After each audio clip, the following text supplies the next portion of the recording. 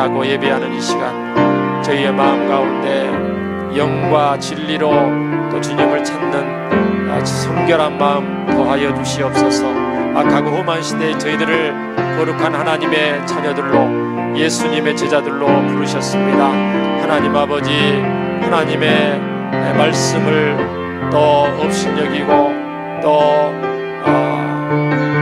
반성경적인 내용들이 많이 또 법으로 제도화되려는 그런 와중 가운데 저희들을 부르셔서 하나님, 저희들 더욱더 깨어서 하나님 앞에 기도하고 또 행동으로 실천해야 되는 가운데 있습니다. 주님, 저희들에게 주님의 마음을 허락하여 주시고 하나님이 기뻐하는 것을 기뻐하며 하나님이 싫어하시는 것을 저희도 동일하게 싫어할 수 있도록 도와주시고, 하나님, 주님의 마음으로 세상을 바라보고 이웃을 바라보고 나라 민족을 바라볼 수 있도록 주께서 역사해 주시옵소서.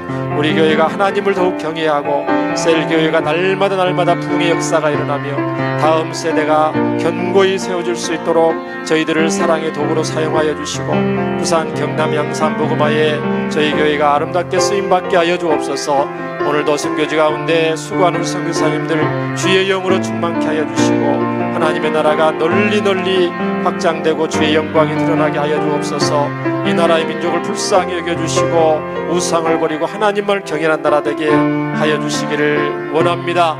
좋으신 주님, 이 시간 저희들 불러주셨사오니 하나님 말씀 가운데 또 자신을 돌아보고 하나님 말씀 가운데 새 힘을 얻는 복된 시간 되게 하여 주시옵소서. 예수님 이름으로 기도합니다. 아멘.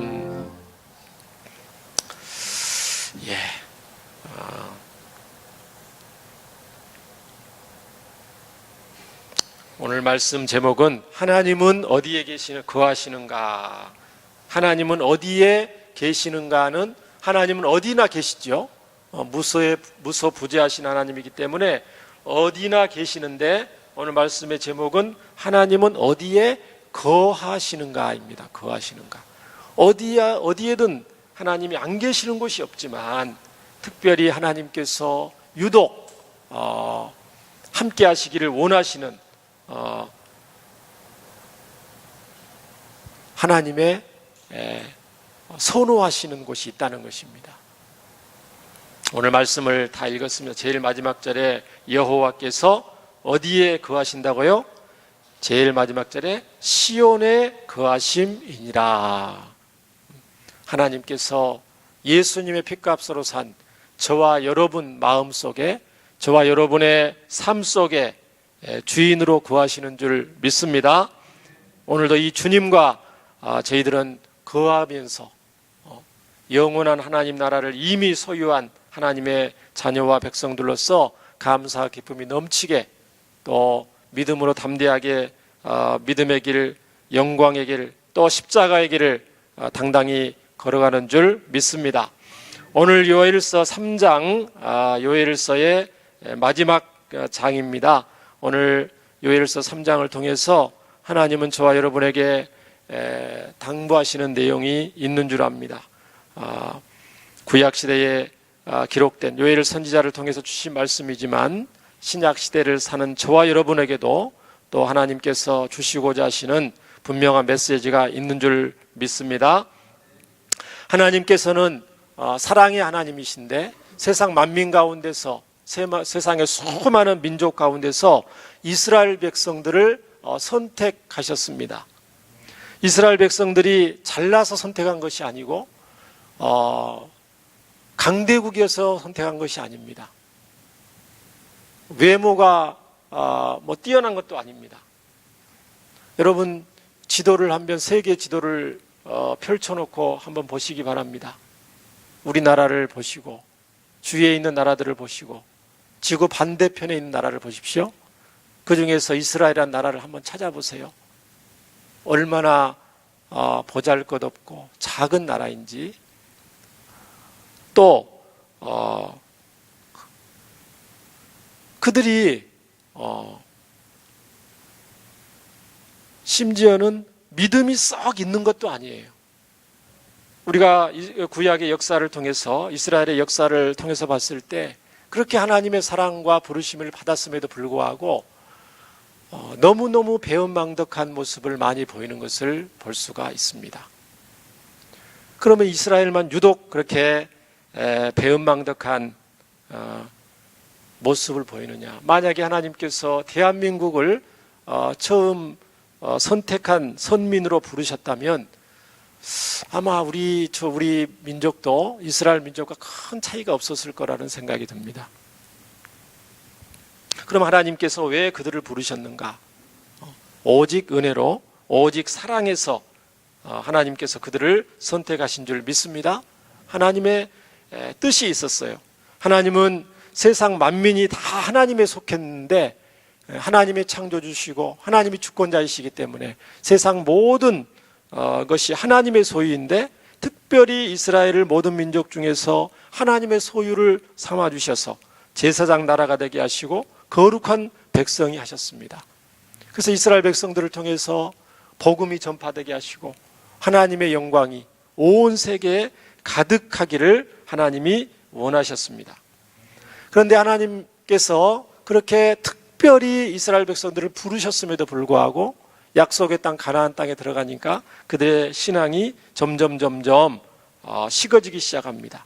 먹고 살만하니까 하나님의 간섭이 싫어지고 또 이방인들에게 마음이 빼앗겨서 이방인들이 마음껏 세상을 즐기며 먹고 마시고 사는 것, 또 물질적으로도 풍요로운 것, 거기에 마음이 빼앗겨서 하나님의 뜻을 거스르는 행동을 하죠. 그런데 하나님의 뜻을 거스르면 하나님께서 즉시 이스라엘 백성들을 혼내키거나 예를 들면 마른 하늘에 날벼락이 떨어지거나 그랬으면 좋았을 뻔했는데 죄를 짓고 하나님의 뜻을 거스르는데도 불구하고 당장 죽지는 않거든요. 하나님이 못 본 채 지나가시는 것처럼 믿음이 약하니까 느껴질 수도 있죠. 급기야는 이방인들과 통혼을 하게 됩니다. 가나안의 여인들을 아내로 맞아들이고 며느리로 맞아들이죠. 많은 이상의 이방의 우상 문화가 이스라엘 가운데 들어오게 됩니다. 요엘서가 쓰여질 당시만 해도 아합과 이세벨의 딸인 아달랴라는 딸이 바알 숭배하는 이스라엘의 공주죠. 남유다의 왕과 결혼을 해서 이 아달랴가 남쪽 유다 왕조에 시집와서 다윗 왕조를 일가족을 다 몰살을 시키고 6년 동안이나 다윗 왕조를 섭정하고 농락하는 장면이 기록이 되어 있습니다. 그야말로 하나님 백성의 정체성을 잃어버리고 세상과 타협하던 그런 시대였다는 거죠. 요엘 시대가. 하나님은 이 당시에 어마어마한 메뚜기 떼를 보내시죠. 메뚜기 떼를 보내셔서 메뚜기 재앙을 내리셔서 이스라엘에게 경고를 하십니다. 그 내용이 요엘서 1장에 기록되어 있죠. 요엘서 1장 4절에 팥종이가 남긴 거 메뚜기가 먹고 메뚜기가 남긴 건 느치가 먹고 느치가 먹인 황충이 먹었도다. 이스라엘 백성들이 너무 놀라서 당황할 때 하나님은 요엘 선지자를 통해서 너희들이 겪고 있는 이 메뚜기 재앙은 아무것도 아니다. 곤충 메뚜기가 지나가서 아무 먹을 것도 없이 가축마저도 울부짖고 기근에 허덕일 것은 앞으로 있게 될 여호와 날의 예표에 불과하다. 여호와 날이 이르면 요엘서 2장에 있죠. 여호와의 어마어마한 무시무시한 날이 이르게 되면 곤충 메뚜기가 아니고 메뚜기 떼와 같이 하늘을 새까맣게 덮는 메뚜기 떼와 같은 사람들이 메뚜기처럼 많이 말을 타고 달려와서 너희들을 질리게 하고 얼굴을 질리게 하고 성을 탈취하고 너희들을 많이 포로로 끌려가고 그럴 것이다. 하나님이 경고를 해주십니다. 그러면서 하나님은 하나님의 마음을 요엘서 2장 13절에서 강력하게 표명을 하십니다. 요엘서 전체의 핵심적인 요절 말씀, 요엘서 2장 13절 말씀 우리 함께 읽겠습니다. 2장 13절입니다. 시작. 너희는 옷을 찢지 말고 마음을 찢고 너희 하나님 여호와께로 돌아올지어다. 그는 은혜로우시며 자비로우시며 노하기를 더디하시며 이내가 거시사 뜻을 돌이켜 재앙을 내리지 아니하시나니. 이게 하나님의 마음이죠. 하나님은 이스라엘 백성들을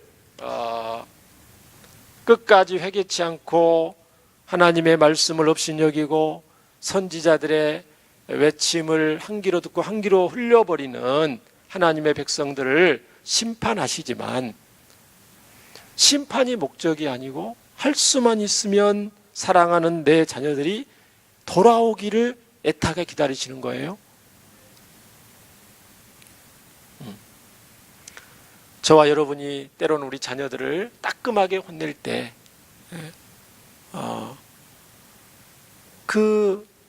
징계하는 것이 최종 목적이 아니죠. 사랑하는 내 아들, 딸들이 바른 길을 깨닫고 바른 길로 가기를 바라는 그런 부모의 마음이 우리 하나님의 마음인 줄 믿습니다.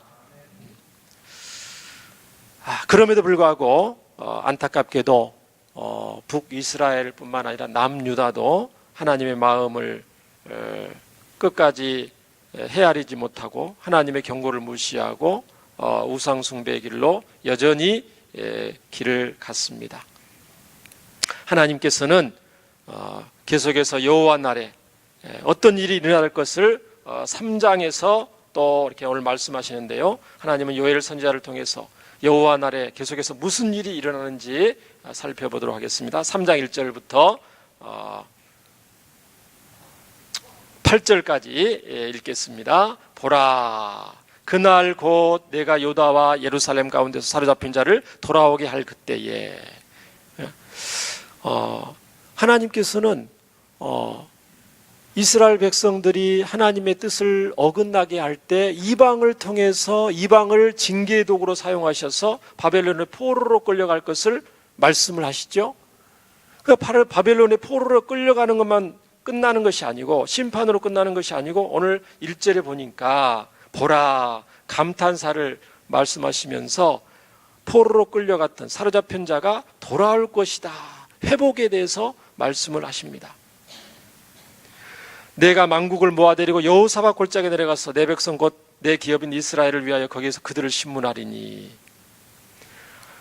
이스라엘 백성들을 괴롭혔던 열방, 주위에 있는 에돔이나 블레셋이나 애굽이나 북쪽에 있는 두로나 시돈이나 이런 나라들을 하나님께서 이제는 심판하시겠다는 거예요. 사실 하나님은 이스라엘 백성들 입장에서는 자기들이 하나님의 뜻을 저버리고 하나님께 잘못을 했지, 이방 주위에 있는 이방의 나라들한테 이스라엘이 잘못한 것은 없거든요. 그런데 하나님은 이방을 막대기로 쓰셔서 하나님의 자녀들을 징계하셨어요. 그런데 그걸로 끝난 것이 아니고 여호와 날 최후의 마지막 날이 되면 이방의 열방까지도 하나님이 심판을 하시겠다는 것입니다. 왜 그러냐면요, 이는 그들이 이스라엘 나라들 가운데서 흩어버리고 나의 땅을 나누었음이며 또 제비 뽑아 내 백성을 끌어가서 소년을 기생과 바꾸어 소녀를 술과 바꾸어 마셨음이라. 유다의 포로로 끌려간 어린 아이들까지 잡아다가 접대부로 팔아 넘기는 아주 비도덕적이고 파렴치한 일을 하나님의 백성들에게 서심치 않았기 때문이죠. 그 대표적인 나라들이 4절에 기록되어 있습니다. 두로와 시돈과 블레셋이죠. 역사적으로 이스라엘을 괴롭혔던 대표적인 이방 나라들. 하나님 뭐라고 부르십니까? 그들에게 호통을 치십니다. 그들의 이름을 부릅니다. 두로와 시돈과 블레셋 사방아, 너희가 나와 무슨 상관이 있느냐? 너희가 내게 보복하겠느냐? 만일 내게 보복하면 너희가 보복하는 것을 내가 신속히 너희 머리에 돌리리니 곧 너희가 내 은과 금을 빼앗고 하나님의 백성들의 성전에서 하나님께 제사 드리는 그 성전 기물들을 빼앗고 나의 신기한 보물을 너희 신전으로 가져갔으며 또 유다 자손과 예루살렘 자손들을 헬라 족속에게 팔아서 그들의 영토에서 멀리 떠나게 하였습니다. 보라, 내가 그들을 너희가 팔아 이르게 한 곳에서 이렇게 나오게 하며 너희가 행한 것을 너희 머리로 돌려서 너희 자녀를 유다 자손의 손에 팔리리니 그들은 다시 먼 나라 스바 사람에게 팔리라. 여호와께서 말씀하셨느니라. 하나님께 제사하는 데 쓰는 성전 기물들을 탈취해서 이방의 신전에 전시하고 하나님의 거룩성과 하나님의 존엄성을 모독하는 이방 백성들을 하나님이 철저히 응징하시겠다고 말씀을 하십니다. 이방의 나라들은 그 당시 유다를 BC 586년이죠. 바벨론이 남유다를 멸망시키고 모든 성전의 기물들을 파괴하고 좋은 것들을 가져가고 유다 백성들을 포로로 끌려가면서 어떤 마음이 들었을까요? 어떻게 큰 소리 쳤을까요? 이스라엘과 유다 사람들이 섬기는 만군의 여호와보다 우리가 섬기는 신이 더 강하고 힘이 세다. 그러면서 기고만장했겠죠. 이스라엘 백성들은 어떤 마음이 들었을까요? 바벨론 70년 포로로 끌려가서 어떤 마음이 들었을까요? 시편 137편에 보면 대표적으로 이스라엘 백성들이 바벨론의 포로로 끌려갔을 때의 비참한 모습이 묘사하게 되어 있습니다. 바벨론 왕과 귀족들이 이스라엘 백성들을 포로로 끌려온 고감 대작들, 또 여호와 성전에서 찬양으로 영광 돌리던 유다 백성들을 술자리에 데리고 와서 너희들이 과거 예루살렘에서 너희가 섬기는 하나님께 드렸던 그 아름다운 찬양을 우리 술자리에서 한번 마음껏 우리의 영을 돋구기 위해서 한번 연주해봐라. 노래를 불러봐라. 그렇게 시키는 거예요. 포로 끌려갔던 유다 백성들의 마음이 어떻게 됐어요? 시편 137편에 보면 눈물이 음식이 되었겠죠? 만군의 여호와 하나님, 세상의 왕 중의 왕이신 하나님께 드려야 될 이 찬양을 우상을 숭배하는 저 왕들 앞에서, 귀족들 앞에서 우리가 하나님께 드려야 될 찬양을 들을 수밖에 없는 이 뼈에 사무치는 통회하는 어떤 그런 내용들이 시편 기자를 통해서 담겨져 있는 모습을 보게 됩니다. 그런데요, 하나님께서 그것을 이 유다 백성들은 본인들이 하나님 앞에 잘못을 해서 하나님의 벌을 받는 건데 바벨론과 주위에 있는 수많은 이방 족속들이 유다와 하나님의 자녀들을 핍박을 하고 학대를 하고 정말 말로 표현할 수 없는 악행을 저질렀을 때 이스라엘 백성들, 하나님의 백성들 마음에는 어떤 마음이 들었을까요? 이방 백성들을 향해서 이스라엘 백성들이 어떤 마음을 가지고 있었을까요? 원통하기 그지없죠? 억울하기 그지없죠? 하나님 앞에 잘못해서 우리가 하나님 앞에 벌을 받는 것은 당연한데 이방 백성들한테 우리가 이런 수치와 모욕을 당할 때 정말 내면 깊은 곳에서는 복수심이 불타올랐을 것입니다. 그러나 힘이 없기 때문에 어떻게 할 수가 없죠. 그런 이스라엘 백성들의 그 마음에 한 맺힌 그 통곡 소리를 하나님은 들으셨다는 것입니다. 그리고 그 하나님의 때에 그 이스라엘 백성들 하나님의 자녀들이 당한 그 아픔과 그 뼈에 사무치는 통 안에 그 통곡 소리를 하나님이 그대로 하나님의 때에 손수 이방에게 갚아주시겠다고 오늘 말씀하시는 것입니다. 언제요? 여호와의 날에, 하나님의 때에, 여호와의 날에 그것을 갚아주시겠다, 그것을 말씀하고 있는 것입니다. 한번 따라서 해보시기 바랍니다. 억울함을 주는 것보다 억울함을 당하는 것이 100배 낫다. 왜 뜬금없이 이 말씀을 하냐면요, 성경에 하나님께서 하나님 자신을 묘사할 때 이렇게 말씀을 하셔요. 하나님은 하나님의 백성들이 당한 억울함을 반드시 대신 갚아주시는 보복자이시다. 하나님의 백성들이 당하는 억울함을 대신 갚아주시는 분이라고 하나님 자신을 여러 차례 표현한 적이 있습니다. 신명기 32장 35절에 그들이 실족할 때 그때에 내가 보복하리라. 시편 94편 1절에 여호와여 복수하시는 하나님이여, 복수하시는 하나님이여 빛을 비추어 주소서. 로마서 12장 19절, 로마서 12장 19절을 한번 보겠습니다.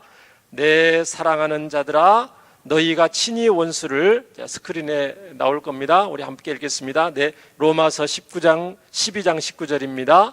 내 사랑하는 자들아 너희가 친히 원수를 갚지 말고 하나님의 진노하심에 맡기라. 기록되었으되 원수 갚는 것이 내게 있으니 내가 갚으리라고 주께서 말씀하시느니라. 여러분 살다 보면은 정말 답답하고 억울한 일 겪을 때가 있죠? 하나님이 친히 원수를 갚으신다는 것을 기억을 하고 하나님의 진노하심에 맡기라고 말씀을 하고 계십니다. 데살로니가전서 4장 6절에도 이렇게 있어요. 함께 읽겠습니다. 이 일에 분수를 넘어서 형제를 해하지 말라. 이는 우리가 너희에게 미리 말하고 증언한 것 같이 이 모든 일에 주께서 신원하여 주심이라. 하나님께서 신원하여 주신다. 모든 억울한 것을 풀어주신다는 거죠. 억울한 것을 복수하여 주신다는 것입니다. 그렇기 때문에 저와 여러분은 이 세상을 살면서 억울하고 답답하고 괴로운 일이 있더라도 우리가 나서서 그 문제를 해결하려고 하는 것은 뭐라고요? 어떤 거예요? 그런 것은 하나님이 해결해야 될 문제를 내가 나서는 거예요. 하나님이 할 것을 내가 하겠다고 하는 거예요. 그걸 무슨 행위라고 그래요? 월권행위라고 그러죠? 하나님이 하셔야 될 거를 내가 하겠다는 거예요. 한 글자로 말하면 죄죠, 죄. 그게 월권행위. 그렇기 때문에 저와 여러분은 원통함을 당할 때에 기도로 하나님께 아뢰시고 마음을 잘 지킬 수 있기를 주의 이름으로 축원합니다. 원통함을 당할 때에 입을 다물고 있으면 안 되잖아요. 그래서 어떻게 합니까? 대부분 다른 사람한테 억울한 일 당한 거를 막 사람들한테 얘기합니다. 그래서 사람들한테 얘기하면 그 사람이 해결할 수 있는 능력이 있어요, 없어요? 있으면 좋을 건데 대부분 없습니다. 그래 억울함을 당하면 말을 안 하면 안 되니까 하나님 앞에 울면서 토하셔도 되고 기도하면서 토하셔도 되고 찬양하면서 토하셔도 되고 하나님께만 아뢰시고 우리의 마음과 생각을 잘 지킬 수 있기를 바랍니다. 하나님은 반드시 오늘 말씀과 같이 이스라엘 백성들이 당했던 그 억울함을 풀어주신다고 말씀을 하십니다. 9절부터 보면은요, 너희는 모든 민족에게 이렇게 널리 선포할지어다. 하나님은 자 이제 이방의 열방들을 다 불러서 이렇게 선포를 하십니다. 요엘 선지자를 통해서 이방 백성들한테, 이방 민족들한테 선포하시죠. 뭐라고 말합니까? 너희는 전쟁을 준비하고 용사를 격려하고 병사로 다 가까이 나와서 올라오게 할지어다. 너희들 전쟁을 하고 싶으면 준비하고 용사를 대동해서 나한테 와라 이렇게 말씀하시죠. 이스라엘 백성, 내 백성들한테 와라 이렇게 말씀하십니다. 너희는 보습을 쳐서 이방 백성들아, 이방의 열방들아, 군사력을 자랑하고 너희의 힘을 자랑한 너희들은 보습을 쳐서 칼을 만들어 봐라. 보습이 뭐예요? 여러분 시골에서 쟁기를 갈 때 쟁기 밑에 땅을 갈기 위해서 쟁기 제일 아랫부분에 장착하는 쇠, 날카로운 삼각형 모양의 쇠 있죠? 그게 보습이죠. 농기구를 바꾸어서 칼을 만들어라. 낫을 바꾸어서 창을 만들어라. 또 약한 자도 스스로 나는 강하다고 큰 소리로 외치면서 용기 백배하면서 군사력을 총동원해서 나에게 나와 봐라 이렇게 말하는 거죠. 이거 무슨 말입니까? 하나님께서 선지자를 통해서 이방 왕들과 이방의 그 군사력을 조롱하시는 내용입니다. 사면의 민족들아 너희는 속히 와서 모일지어다 여호와여 주의 용사들로 그리로 내려오게 하옵소서. 그러면서 하나님의 용사들도 이렇게 모이게 하라는 것입니다. 그러면서 민족들은 일어나서 여호사밧 골짜기로 올라갈지어다 내가 거기에 앉아 사면의 민족들을 다 심판하리라. 하나님께서 열방을 다 한 곳으로 불러 모으시고 그곳에서 친히 심판하시겠다는 거예요. 하나님이 앞장서서 용사가 되어주셔서 이스라엘 백성들 대신, 사랑하는 내 백성들 대신 싸워주시겠다는 거예요. 그러면 하나님의 백성들은 뭐 하면 됩니까? 13절 너희는 낫을 쓰라. 곡식이 이것도다. 와서 밟을지어다 포도주 틀이 가득히 차고 포도주 독이 넘치니 그들의 악이 크미로다. 하나님께서 하나님 백성들을 추수하듯이 승리를 누리게 할 것이라고 말씀을 하십니다. 하나님께서 친히 심판하시기 때문에 하나님의 백성들은 마지막 때에 여호와 날에 승리를 만끽하게 될 것이라고 하나님은 오늘 말씀에서 선포하고 계십니다. 하나님의 오늘 본문에는 이곳에는 하나님의 이 세상을 심판하시는 심판의 원리가 담겨져 있어요. 하나님은 하나님의 작정하신 때에 이 세상을 심판하신다. 하나님의 백성들의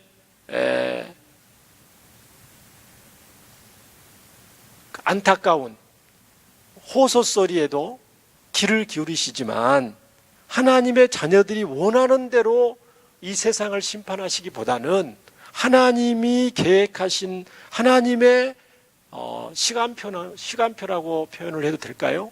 하나님이 정하신 기한이 이를 때 하나님이 이 세상을 심판하신다 이렇게 말씀하십니다.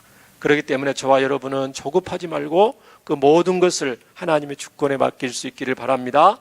답답하고 옳은 일이 있을 때마다 원수들이 우리를 둘러싸고 우리를 모함하고 욕하고 비방한다 할지라도 우리는 하나님의 방법으로 또 하나님의 때를 기다리면서 세상을 승리할 수 있기를 바랍니다. 하나님의 심판 원리를 모르는 세상 사람들은 어떤 생각을 하겠어요? 악한 세상을 보면서 악인들이 이렇게 팽배하고 이렇게 세상이 악한데 성경의 하나님, 기독교의 하나님은 어디 계시는가 하면서 무지한 가운데 외치겠죠? 악을 행해도 심판하지 않는다. 오히려 악한 사람들이 사기꾼들이 더 잘 사는다. 그런 거 보니까 사기꾼들이 잘 살고 악인들이 득세하고 그러는 거 보니까 너무나 세상이 불공평한 걸 보니까 성경에서 말하는 하나님은 안 계신가 보다 그렇게 어리석게 생각할 수가 있다는 거예요. 그러나 사실은 그것이 아니죠. 악인들이 돌이킬 시간을, 이 세상의 악인들이 돌이킬 기회를, 회개할 수 있는 시간을 하나님이 주시는 줄 믿습니다. 끝까지 그 하나님의 경고를 무시할 때에 되돌이킬 수 없는 준엄한 불심판이 앞에 피할 수 없게 되는 이 세상의 현실인 줄 믿습니다. 그러면 여호와 날에 이런 최후의 승리를 확신하면서 저와 여러분은 하루하루를 어떻게 살아야 될까요? 악이 난무하고 불의가 판을 치고 억울한 일이 많고 답답한 일이 많고 괴로운 일이 많은데 어떻게 이 악하고 험한 세상을 살아야 될까요? 성경은 로마서 12장 21절에 이런 말씀을 합니다. 우리 함께 읽겠습니다. 로마서 12장 21절입니다. 악에게 지지 말고 선으로 악을 이기라. 악에게 지지 말고 선으로 악을 이기라. 이렇게 씁니다.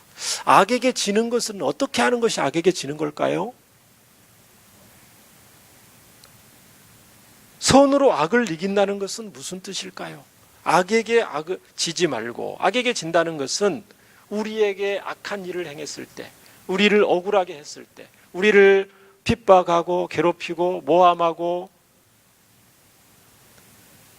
우리에게 악을 행했을 때 똑같이 인과응보의 원리를 가지고 눈에는 눈, 이에는 이와 같은 논리를 가지고 우리에게 악을 행했던 사람한테 동일하게 갚아주는 것을 악에게 지는 것이라고 성경은 말을 합니다.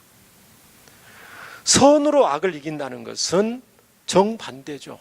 우리에게 악하게 하고 우리에게 원수로 대했던 사람들을 동일하게 원수로 대하지 않고 오히려 그를 위해서 기도해주고 축복해주고 사랑해주고 선대하는 것을 선으로 악을 이기는 것인 줄 믿습니다. 이것은 쉽지 않지만 하나님은 로마 12장 21절에 명령하고 있죠.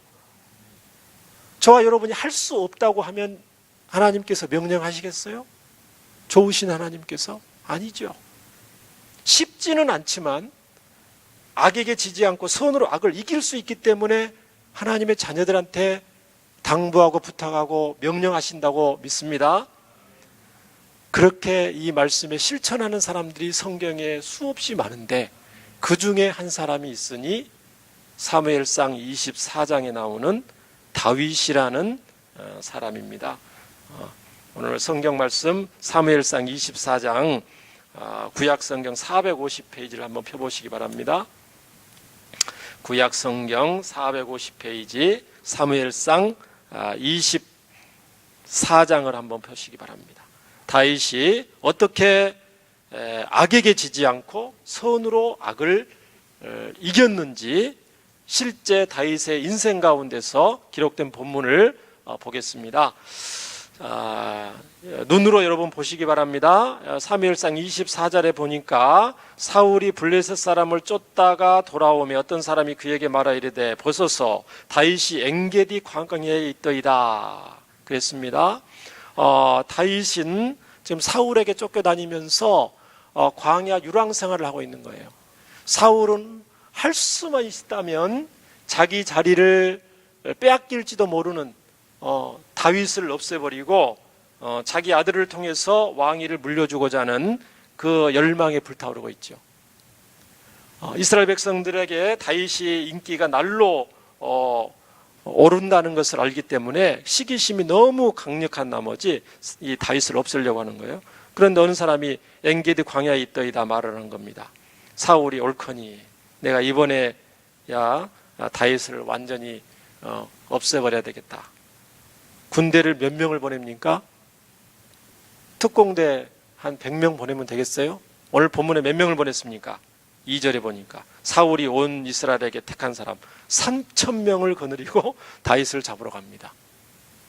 다윗을 잡기 위해서 물론 다윗의 주위에 군사들이 있었기 때문에 그랬겠지만 3,000명을 거느리고 다윗을 잡으러 가는데 다윗이 길을 가다가 굴 속에 들어가게 되죠.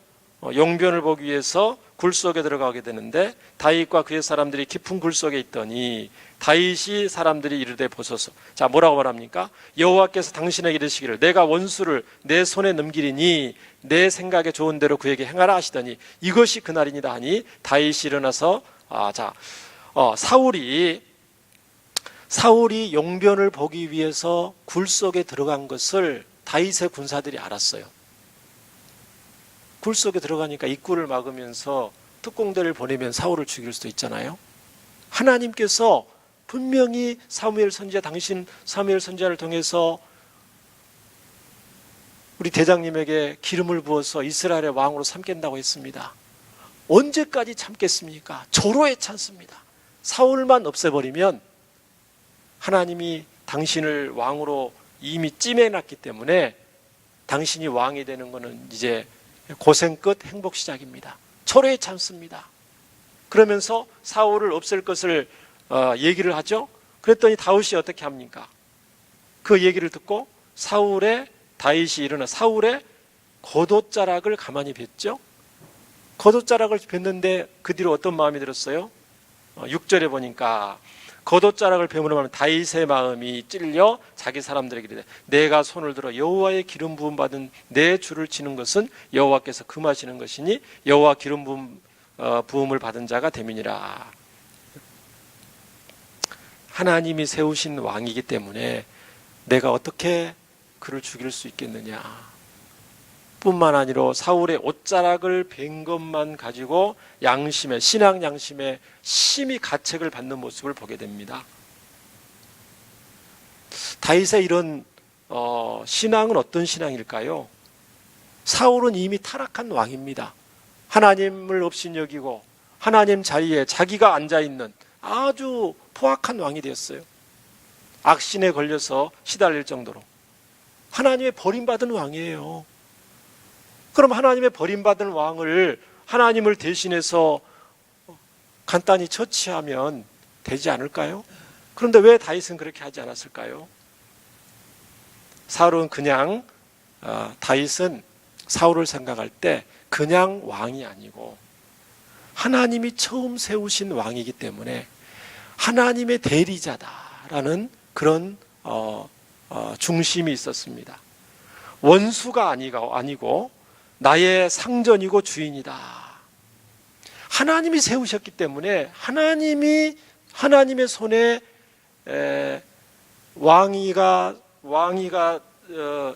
왕으로 세워진 것도 하나님이 세우셨고 왕에서 내리는 것도 하나님의 소관이라는 거죠. 나의 소관이 아니라는 거죠. 월권 행위하지 않겠다. 하나님이 능력이 없어서 사울을 살려주시겠느냐. 하나님의 어떤 내가 알지 못하는, 나는 괴롭고 날마다 목숨을 패다니는 답답하고 억울한 일을 1년도 아니고 2년도 아니고 다윗은 한 10여 년 정도 사울을 피해서 유랑생활을 했는데요. 너무 답답하고 괴롭지만 하나님의 뜻이 있어서 사울 왕을 지금 자리에 두신 것이다. 그런 중심이 있는 거예요.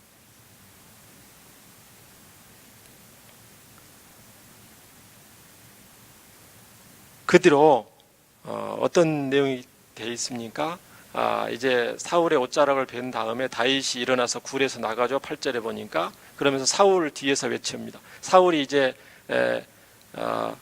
동굴 밖으로 나가니까 멀리서 사울을 보고 외칩니다. 내 주 왕이여 하며 사울이 돌아보는지라 다윗이 땅에 엎드려 절하고. 자기를 그렇게 죽이려고 하는 사울 왕한테 엎드려 절하면서 다윗이 사울 왕한테 얘기를 합니다. 오늘 여호와께서 오늘 여호와께서 굴에서 왕을 내 손에 넘기신 것을 왕이 아셨을 것이니이다. 어떤 사람이 나를 권하여 왕을 죽이라 하였으나 내가 왕을 아껴 말하기를 나는 내 손을 들어 내 주를 해하지 아니하리니 그는 여호와의 기름 부음을 받은 자이기 때문이라 하였나이다. 내 아버지여, 사울한테 이렇게 부르는 거죠. 내 아버지여 보소서. 사울은 장인어른이기도 하죠. 아버지라고 불러도 이상하지 않습니다. 내 아버지여 보소서.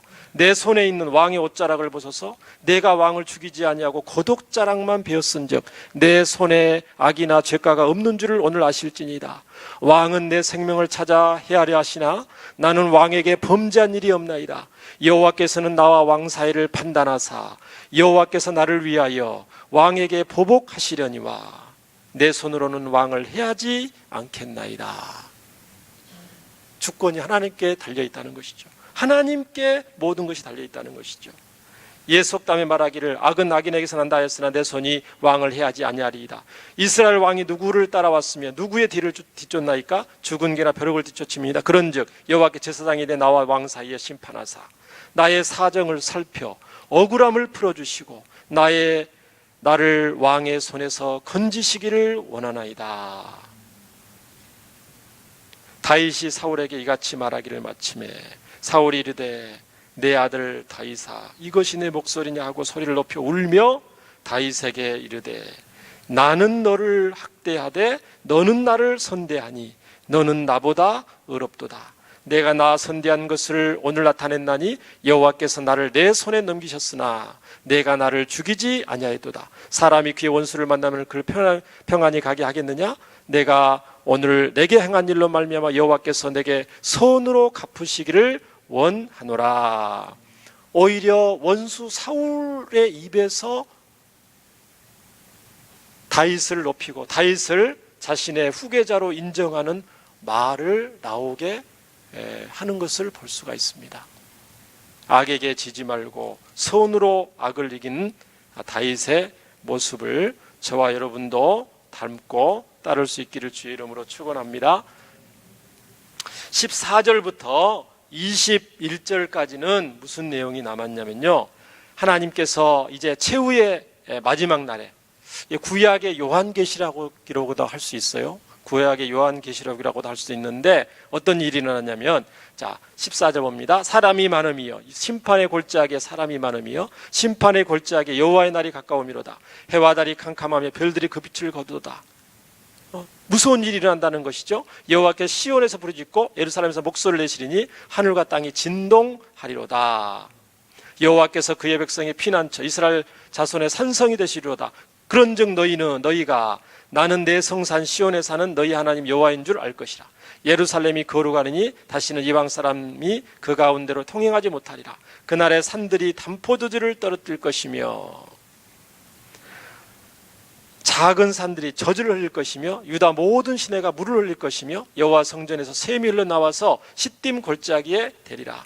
마지막 날에 하나님께서 승리를 주시고 하나님의 백성들을 축복하실 때에 산을 바라보니까 온 산이 포도나무로 덮여 있어요. 그러면서 포도주가 가득 넘치고 포도송이가 주렁주렁 맺혀 있고 산을 바라보니까 젖을 흘리는 것처럼 보이는 거예요. 수많은 가축과 양떼들이 온 산을 뒤덮여서 글자 그대로 풍요 그 자체를 이루게 되고 모든 시내가 황무하고 말랐던 시냇물이 차고 넘치게 되고 하나님의 성전에서 샘이 흘러나와서 온통 죽음의 골짜기에 생명이 넘치는 장면이 묘사가 되어 있습니다. 19절에 그러나 애굽은 황무지가 되겠고 하나님의 백성들을 핍박하고 학대했던 애굽과 에돔은 황무한 들이 되리니 이는 그들이 유다 자손에게 포악을 행하여 무지한 피를 그 땅에서 흘렸습니다. 유다는 영원히 있겠고 예루살렘은 대대에 있으리라. 내가 전에는 그들의 피 흘림 당한 것을 갚아주지 아니하였거니와. 잠시 잠깐 징계의 때는 하나님께서 그것을 그대로 놔두셨지만 이제는 갚아주리니 여호와의 날 최후의 날에는 여호와께서 시온에 거하심이라. 이렇게 말씀을 하고 계십니다. 사랑하는 성도 여러분, 오늘 말씀은 하나님께서 예수님께서 다시 오시는 날 저와 여러분에게 주셨던 요한계시록 21장 22절부터 22장 5절에 있는 새 하늘과 새 땅에 있는 장면을 구약의 버전으로 말씀해 주신 것입니다. 요한계시록 21장 22절부터 22장 5절에 있는 내용인데 혹시 뒤에 화면에 나왔나요? 시간 관계상 읽지는 않겠습니다. 여러분 꼭 한번 읽어보시면 얼마나 하나님께서 저와 여러분을 부르셨을 때 새 하늘과 새 땅에 얼마나 영광스럽고 감격스럽고 풍요롭고 마지막 절에 이렇게 되어 있습니다. 다시 밤이 없겠고 등불과 햇빛이 쓸데없으니 이는 주 하나님이 그들에게 비치심이라. 그들이 세세토록 저와 여러분이 세세토록 왕노릇 하리로다. 이렇게 마무리를 짓고 있는 줄 믿습니다. 사랑하는 성도 여러분, 당장 현실이 어렵고 때로는 고달프다 하더라도 좌절하거나 결코 낙심하지 마시기 바랍니다. 아무리 우리를 둘러싼 대적들이 많고 우리를 두렵게 하더라도 결코 두려워하거나 실망하지 마시기 바랍니다. 여호와의 날이 반드시 오고야 말 것이라는 오늘 약속의 말씀들을 굳게 붙잡고 저와 여러분 믿음의 선한 싸움을 싸우시기를 주의 이름으로 축원합니다. 최후의 믿음의 승리를 이루는 저와 여러분 되어서 하나님 나라에서 영광스러운 복을 마음껏 누리시는 저와 여러분 되기를 주의 이름으로 축원합니다. 우리 말씀을 생각하면서 함께 기도하겠습니다. 이 악하고 험한 세상에서 하나님 억울한 일을 많이 당한다 할지라도 답답한 일을 당한다 할지라도 용기를 잃지 않고 주님 바라보면서 담대하게 승리하게 하옵소서. 악에게 지지 말고 오히려 선으로 악을 이기는 다윗과 같은 믿음의 용사가 되게 하옵소서. 우리 한번 기도하겠습니다. 살아계신 하나님 아버지 감사합니다. 하나님 앞에 우리가 잘못을 해서 또 이방의 백성들로부터 사람들로부터 세상들로부터 징계를 당하고 억울한 일을 당하고 또 아픔을 당하고 또 원치 않게 답답한 일을 당할 때가 많이 있음을 고백합니다. 하나님 말씀을 정면으로 대적하는 시대에 살고 있고 하나님 또 공의가 바로 서는 보라는 하나님 불의가 판치고 부정과 부패가 난무하는 세상 가운데 저희들 하나님의 거룩한 백성으로 살 수 있도록 주의 영으로 충만케 하여 주시고 특별히 어떤 어려움 속에서도 낙심하거나 실망하거나 두려워하거나 좌절하지 않게 하시고 다윗과 같이 악에게 지지 말고 선으로 악을 이기는 믿음의 용사들이 다 되게 하여 주시옵소서. 우리의 힘으로는 부족하오니 주의 말씀으로 강권하여 주시고 약속의 말씀을 온전히 믿는 믿음을 더하여 주시고 삶 속에 어떤 형편 속에서도 주님 앞에 간구하고 부르짖어 새 힘을 얻어서 이 악하고 험한 세상 당당히 나가게 하시고 최후의 날 여호와의 날을 준비하는 거룩한 주의 백성들 다 되게 하여 주옵소서. 하나님께 모든 영광을 돌립니다. 예수님 이름으로 기도합니다. 아멘.